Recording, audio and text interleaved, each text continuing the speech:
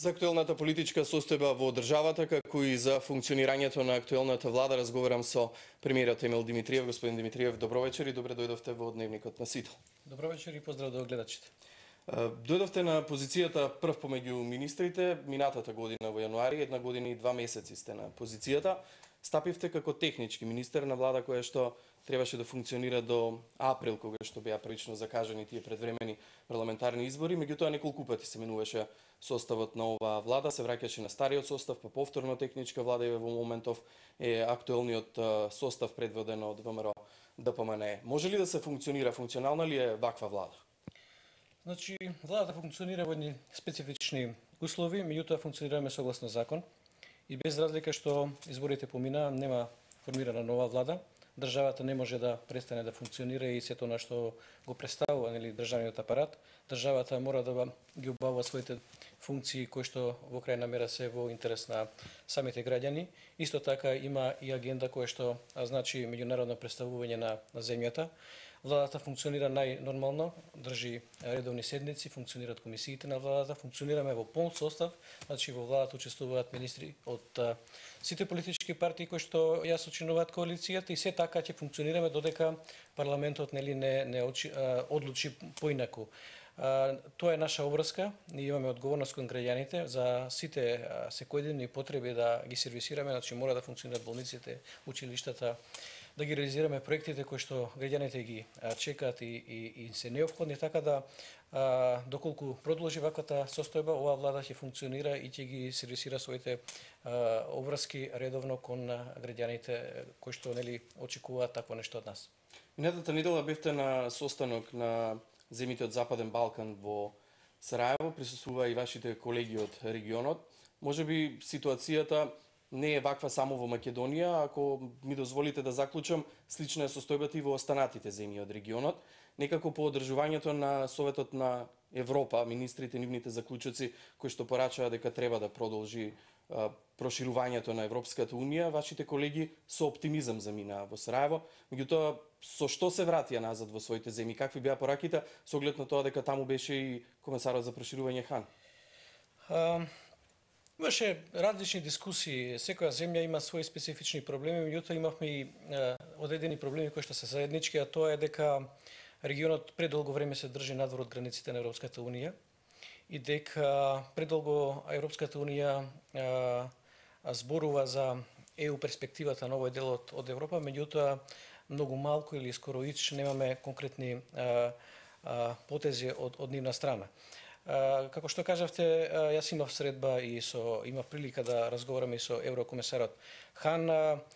Од прилика нашата позиција беше дека зачленувањето на Република Македонија во Европската Унија е еден вид двосмерна улица. Ние мора да имаме конкретни чекори и од страна на Европската Унија, меѓутоа и од страна на Република Македонија. Сега во моментот ние имаме политичка криза и тоа на еден начин дава одредено алиби на Европската Унија да се каже дека ете вие сте во криза и процесот на интегрирање на вашата држава е во некој застој, меѓутоа да не заборавиме дека ние само до пред 2 години бевме прогласувани за топ реформаторска земја, за исклучително високи постигања на планот на реформите, економијата и така натаму. И сепак епилогот од тоа беа 6 последователни позитивни извештаи на Европската Унија, меѓутоа не добивме датум за почеток на преговорите, не отпочнаа преговорите, иако јас на комесарот Хан му предложив дека апсолутно процесите може да се одвиваат паралелно, значи она што зборев дека е потребни конкретни чекори од двете страни, значи Република Македонија може да го отпочне процесот на преговарање со Европската Унија, да отпочне процес на отварање поглавје по поглавје, а паралелно со тоа да го решава спорот со името кое што до пред кризата беше единствен спор, а сега кризата е вториот проблем за нашето интегрирање во Европската Унија. Како и да е, ние искористивме приликата да кажеме дека членството на Македонија во Европската Унија останува наш врвен приоритет, дека на тоа сме посветени и дека со тоа што Европската Унија ќе почне да да отвара одредени конкретни чекори од нивна страна, ќе помогне и на решавањето на домашната политичка криза. Се на се ќе има кредибилитет целиот процес, не само за Република Македонија и за регионот генерално. Господин Димитриев, комесарот Јоханес Хани вчера беше во Скопје и тоа не сам заедно со тројца европратеници. Ги слушнавме пред малку неговите пораки. Тој вели дека мора итно да биде формирана влада, вели дека часовникот отчукува и дека треба да се почитува волјата на мнозинството. Го споделувате ли ваквиот негов став? Знаете, не можам да сокријам известна разочараност кај мене од игнорирањето на реалноста во наша ситуација. Значи, и во Сараево имав дискусија на истата тема околу формирањето на владата. Значи, не може да се игнорира еден принцип кој што во Република Македонија е воспоставен, а тоа е принципот на коалицирање победник со победник. И таму и сега кажав дека воспоставувањето на тој принцип сигурно има длабоки основи и има своја оправданост. Тој не е случајно воспоставен и дека во прва наредна прилика може да биде изземен. Тој принцип по мене даваше огромна сила и енергија на дополнително унапредување на меѓуетничките односи во Република Македонија. А ако нешто Република Македонија може да се каже дека направила најголем капитал од своето формирање до денес, тоа е управо унапредувањето на меѓуетничките односи. И затоа сметам дека овој принцип помога во градење на внатрешна кохезија помеѓу етничките заедници во Република Македонија, помага да се гради граѓанско општество и структурата на Македонија како меѓуетничка, односно повеќе етничка земја и повеќе религиска, дозволува овој принцип да функционира. Можеби во други земји би бил спорен тој принцип, меѓутоа приликите во Република Македонија го оправдуваат овој принцип и ние мораме да се вратиме на тие позиции кои што ќе внесат стабилност и ќе отворат перспективи за државата и за релаксирање на етничките односи во Македонија и за наш интегративен пат во ЕУ и НАТО. Смеѓаме во период кога постојано слушаме во јавноста дека специјалното јавно обвинителство работи под инструкции на Социјалдемократскиот сојуз, тоа го вели и вашата матична партија, ВМРО-ДПМН. Во моментов актуелна е состојбата или случајот со сопственикот на телевизија Нова. Медиумот обвинува дека се врши директен притисок врз слободата на медиумите. Како според вас работи ова специјално јавно обвинителство? Република Македонија гради свој собствен правосуден систем 25 и повеќе години. Го граделе различни политички структури во минатото. Истите тие политички структури денес се главните фактори на политичката сцена. Одеднаш се јавува нова институција која што доаѓа со главна порака дека со појавувањето на оваа институција ќе започне владењето на правото и борбата против криминалот. За да го кажете тоа, вие мора да сте максимално убедени во својата способност и капацитет и да бидете максимално професионални во извршување на обврските кои што ги налагаат од вас законите, прописите и така натаму, посебно бидејќи се работи за една специфична област која што навистина бара висока професионалност, бидејќи во спротивно разочарувањето ќе биде мултиплицирано. Како и во секоја пригода, така и за специјалното јавно обвинителство, секој пат ќе се најде фактор кој што ќе оспори вашата кредибилност.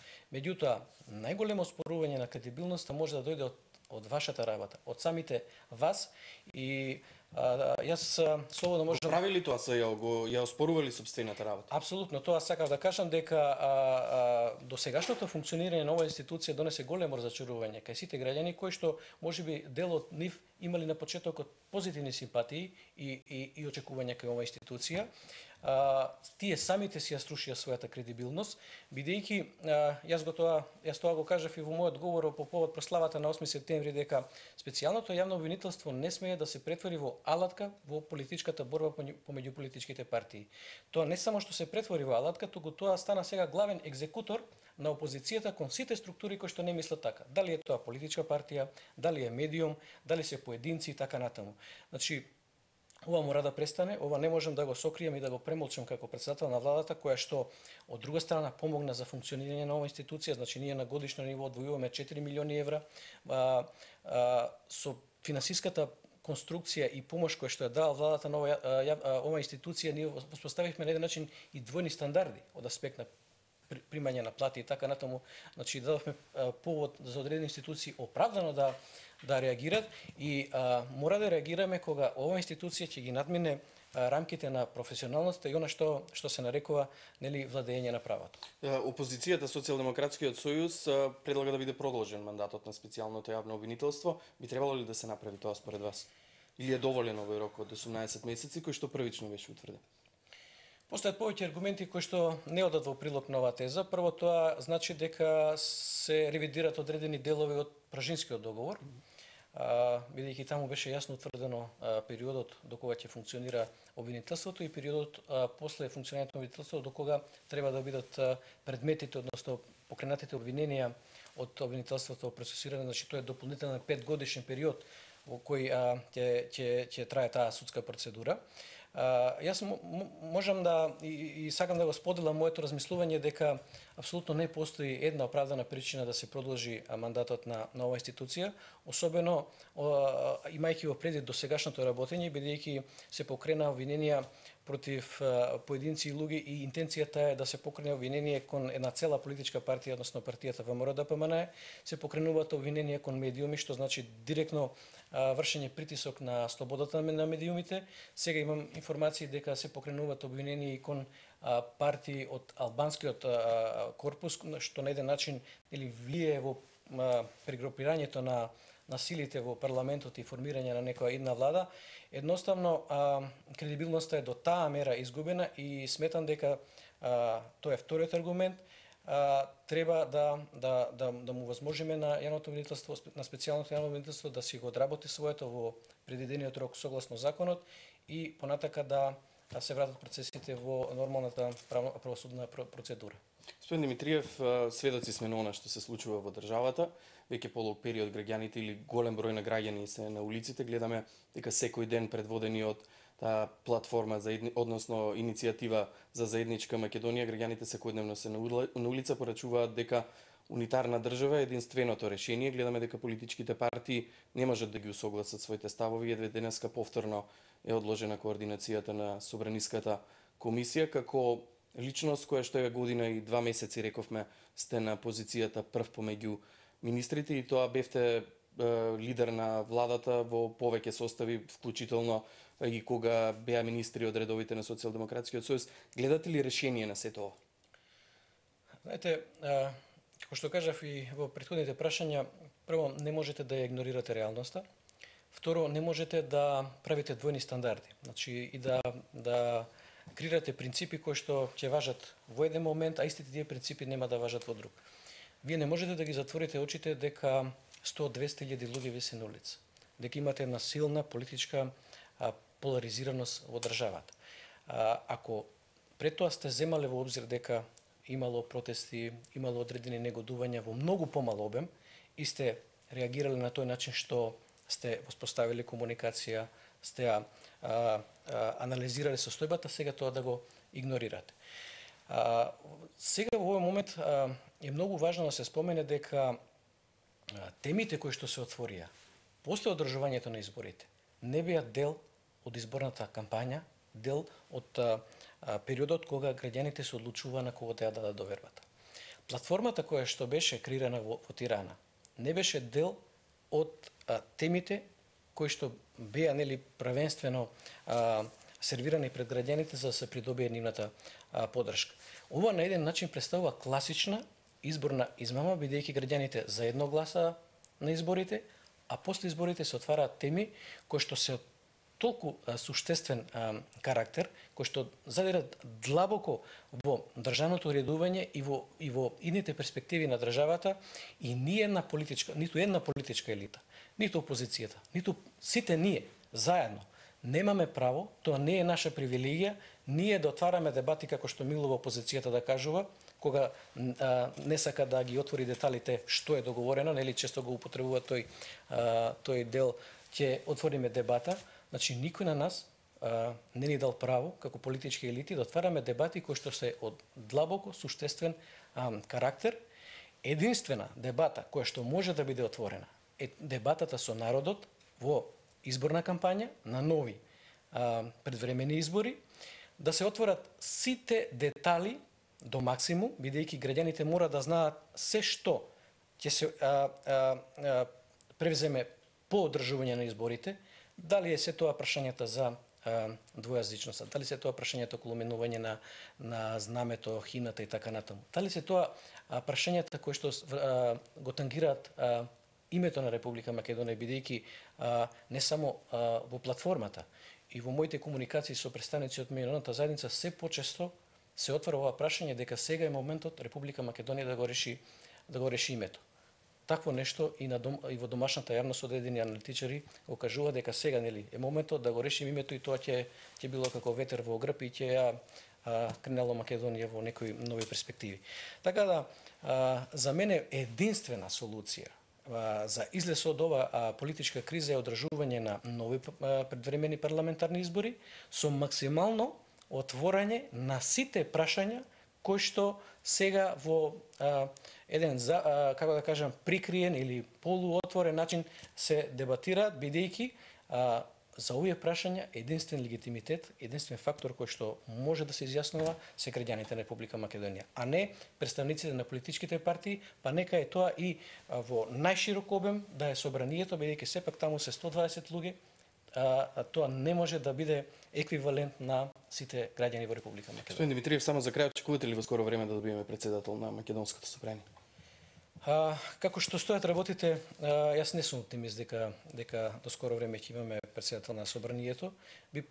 Моја желба и верувам дека желба на сите граѓани е што поскоро да излеземе од оваа криза, бидејќи пред Република Македонија престојат многу прашања на кои треба да бидеме сконцентрирани и мораме да дадеме шанса на иднината на земјата.